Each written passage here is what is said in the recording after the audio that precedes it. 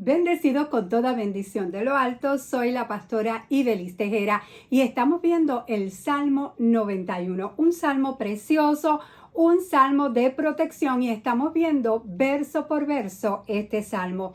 Hoy vamos al verso 4 que nos dice: con sus plumas te cubrirá y debajo de sus alas estarás seguro.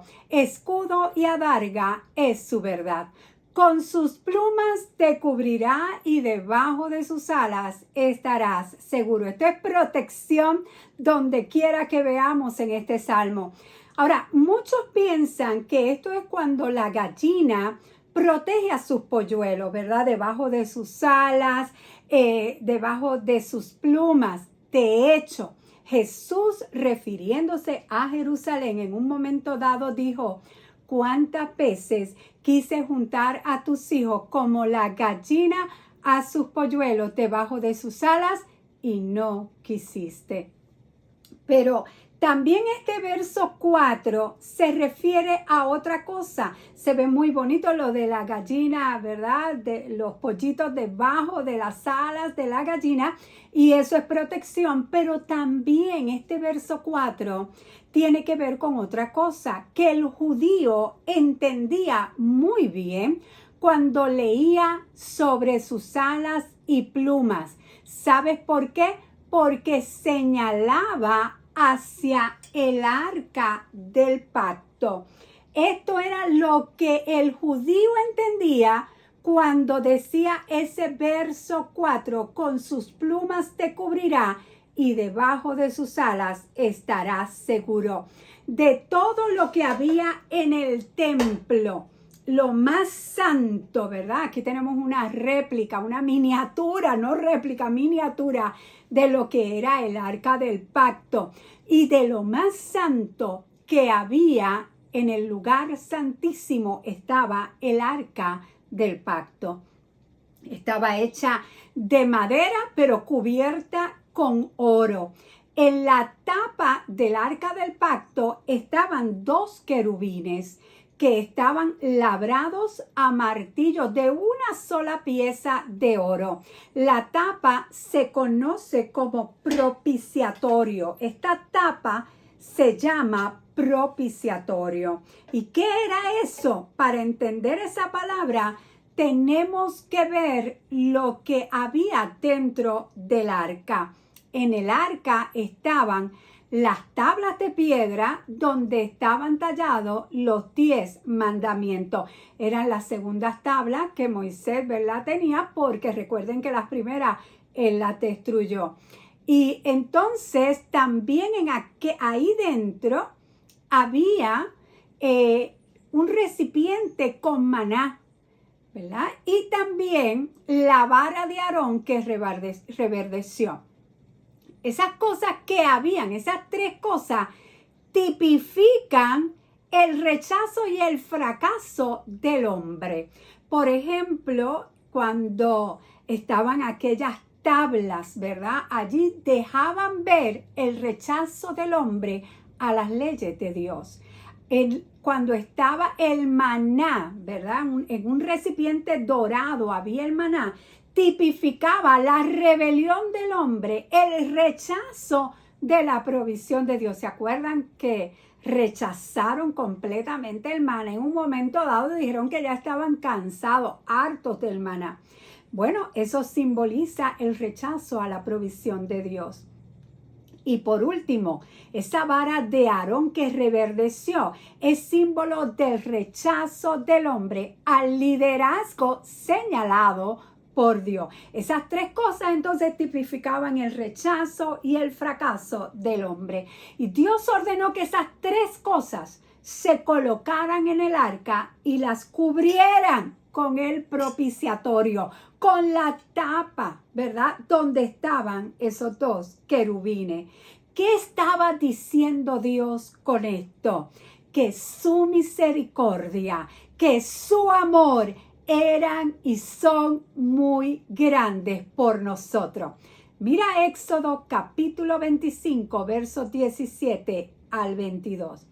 Dice: haz un propiciatorio de oro puro de 1 metro con 10 centímetros de largo y 70 centímetros de ancho, bien específico. Y también 2 querubines de oro labrado a martillo para los 2 extremos del propiciatorio. En cada uno de los extremos irá un querubín. Hazlo de modo que formen una sola pieza con el propiciatorio. Todo esto era en oro tallado. Los querubines deberán tener sus alas extendidas por encima del propiciatorio y cubrirlos con ella. Quedarán el uno frente al otro mirando hacia el propiciatorio. Coloca el propiciatorio encima del arca y este era el arca, esta caja era el arca. Y pon dentro de ella la ley que voy a entregarte. Me reuniré allí contigo, yo, dice Dios, me reuniré allí contigo en medio de los 2 querubines que están sobre el arca del pacto desde la parte superior del propiciatorio. Te daré todas las instrucciones que habrás de comunicarle a los israelitas. ¿Sabes? Cuando Dios deseaba comunicarse con Moisés o con el sumo sacerdote, hablaba de entre los querubines. En una ocasión estuve en un lugar donde estaba como el tabernáculo, pero hecho en la manera, ¿verdad? No así pequeño, sino en lo que podía ser como era el original.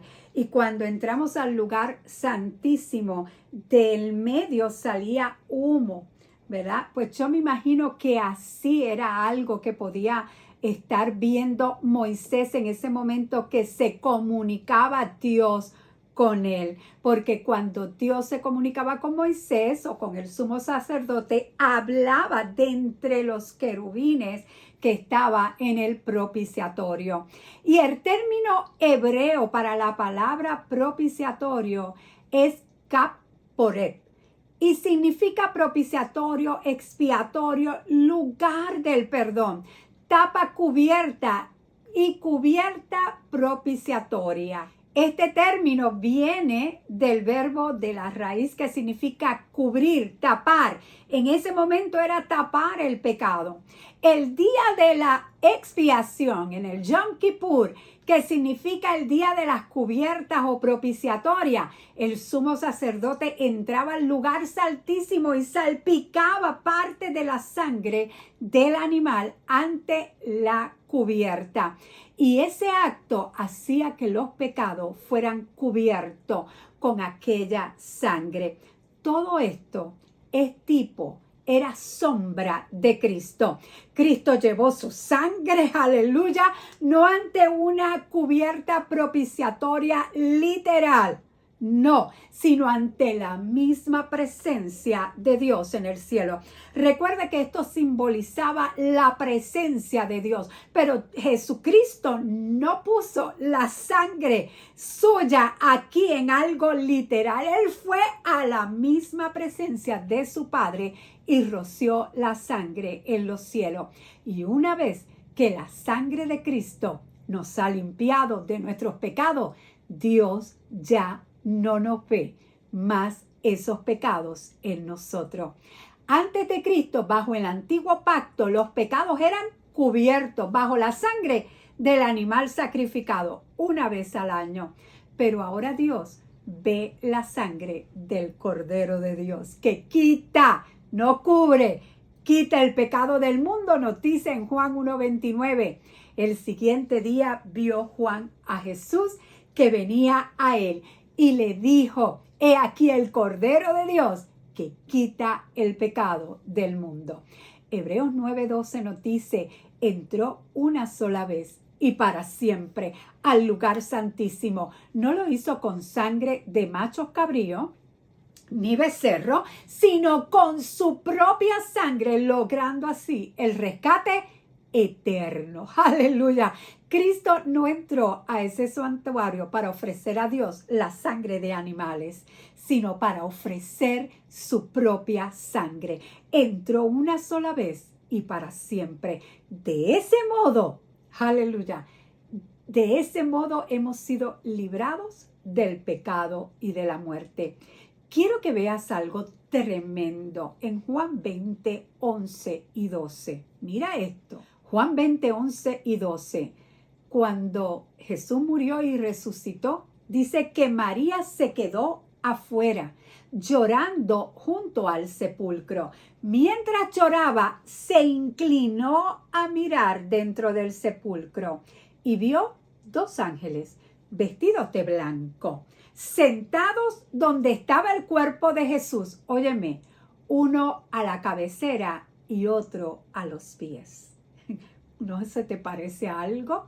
¿Sabes lo que María estaba viendo en ese momento? Ella estaba viendo la sustancia del arca del pacto, el propiciatorio, dos ángeles, uno a la cabeza y otro a los pies, donde estaba Cristo. Aleluya.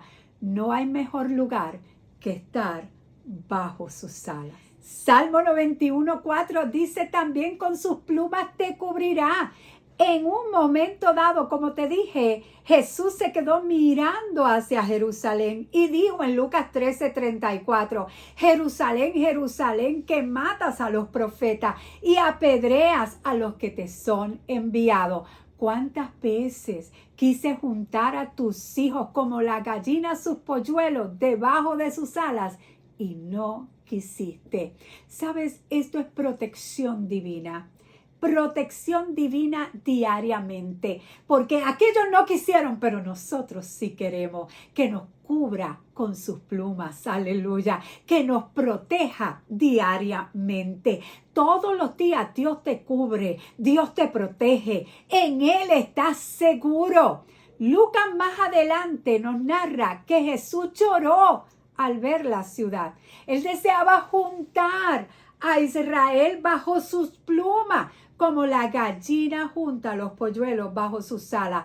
Pero Israel lo rechazó. Jesús dijo: no quisiste. Jesús quería protegerlo, pero ellos no quisieron. Luego vemos en la historia cómo los romanos atacaron a Jerusalén, quemaron el templo y muchos murieron. Dios quiere que nos situemos, que habitemos bajo sus alas. Quiere que nosotros estemos ahí porque Él quiere protegernos. ¿Tú quieres la protección de Dios para ti y para los tuyos? ¿Estás dispuesto a aceptarlo como el refugio?